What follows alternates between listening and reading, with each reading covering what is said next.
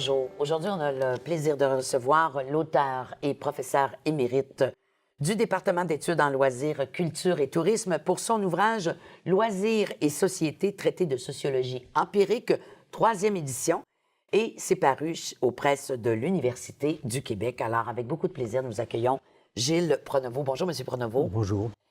M. Pronovost, 3e édition pour ce livre-là. Pourquoi?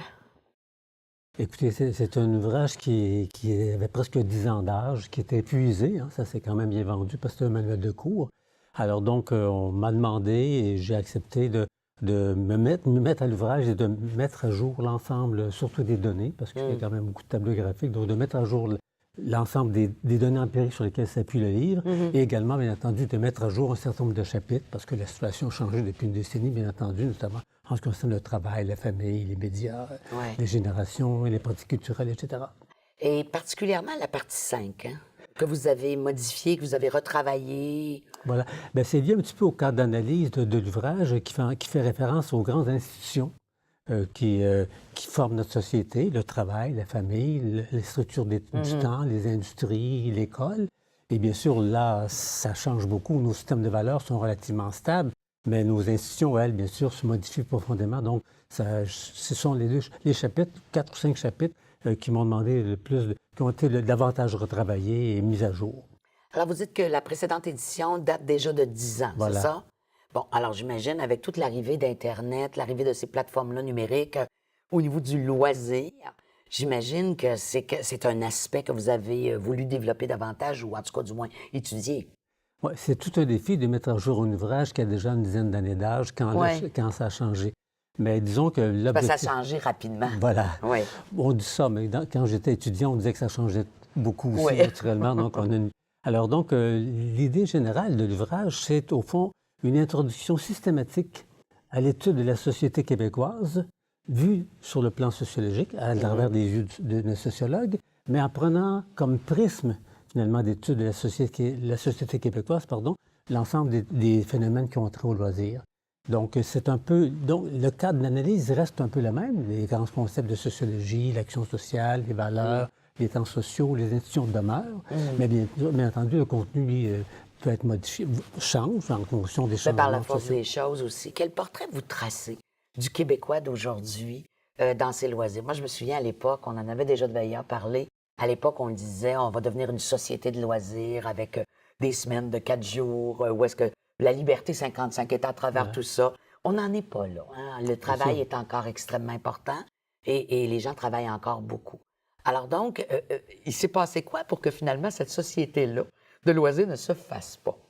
C'est-à-dire que ce qu'on appelait la civilisation du loisir, c'est un mot un peu trop fort, c'est une sorte d'utopie même de mythe. J'ai un chapitre sur le mythe. Oui, aussi, oui.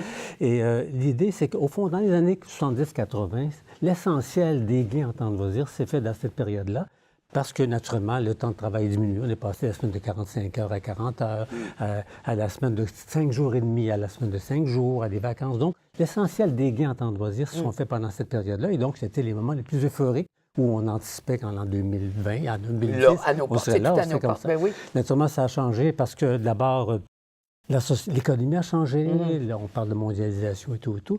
Puis aussi, finalement, ça s'est diversifié en termes d'intérêt. Au départ, nos loisirs étaient quand même assez simples, disons. Mais pensons à la télévision, l'offre télévisuelle dans les années 60, ça n'a pas de comparaison avec ce qu'on a présentement, l'infinité des chaînes de télévision et tout et tout. Donc, ça s'est beaucoup diversifié en termes d'offres, en termes d'intérêt, en termes de pratiques, naturellement, et aussi, sans parler le cas du numérique, bien sûr, qui change beaucoup la donne. Ben oui, absolument. Puis vous faites aussi mention à l'intérieur du livre, justement, le fait que les retraites sont de plus en plus précoces.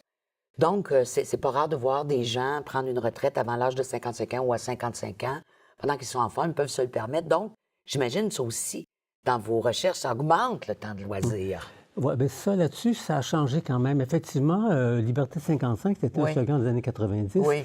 Mais les données de mon bouquin sur le temps, sur les pratiques, montrent qu'en fait, ça s'est rétréci et que maintenant, on reporte l'âge de la retraite. Par exemple, les 60-65 ans, leur taux de participation au marché du travail s'accroît de façon assez importante. Donc, présentement, on est plutôt dans le report de la retraite que dans un choix de retraite anticipée, on voit d'ailleurs les politiques économiques du gouvernement vont dans ce sens-là, dans la plupart des pays occidentaux. Donc, il y a une sorte de tension entre prendre sa retraite, mais aussi quand même les exigences du marché du travail. Et vous parlez aussi de l'aspect éducatif, à quel point aussi dans nos loisirs, les gens veulent continuer de se former, d'apprendre, comme une espèce d'apprentissage continu. Ça aussi, ça semble être nouveau. Est-ce que c'est nouveau par rapport à il y a 10 ans?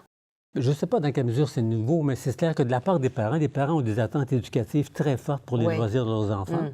Par exemple, dans le cas des camps de vacances, dans le cas de l'école elle-même, naturellement. Donc, les attentes éducatives sont très fortes.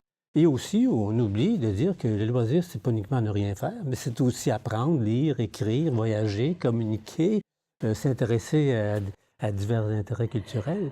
Puis je dirais aussi qu'il y a un paradoxe présentement dans la formation qu'on donne à nos enfants dans les écoles.